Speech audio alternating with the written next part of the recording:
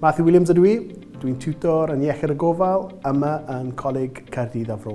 Es i cwblhau'r cwrs TAR yn 2020. Beth oedd yn helpu fi ar y TAR oedd y ffaith bod yna wastad cefnogaeth.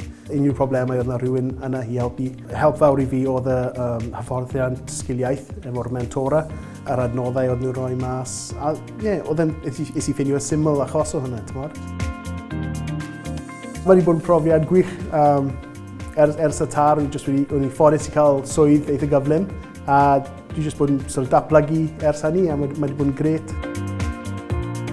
Oedd y hyder fi yn eitha isel i ddechrau, i bod yn onest. Ond dwi wedi cael tipyn bach o cymorth yn y coleg, so es i cymryd y swydd fel pencampwr Cymraeg, ac mae hyder fi wedi codi ers hynny.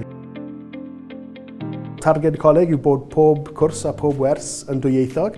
So, ni ddefnyddio sleids dwyieithog i trio dod â'r Cymraeg mewn i'r dosbarth. Dwi'n balch iawn ar iaith ac y ffaith bod ni'n siarad iaith ac dwi'n meddwl bod e'n bwysig i pawb, really. Dwi'n licio'r challenge o trio dod â myfyrwyr trwy ac i gweld y werth o siarad Cymraeg yn y diwydiant.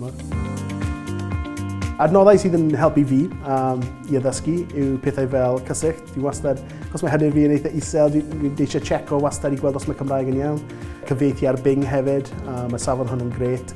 Ac beth sy'n neis yw bod gen ti'r opsiwn nawr pan ti'n cyfieithu, ti eisiau ffurfiol neu anffurfiol sydd yn neis hefyd. So mae'r teclyn iaith wedi bod yn gret hefyd ac fel pencampwr Cymraeg am yr adran, dwi wedi arwain staff arall i ddefnyddio fe hefyd, tymor.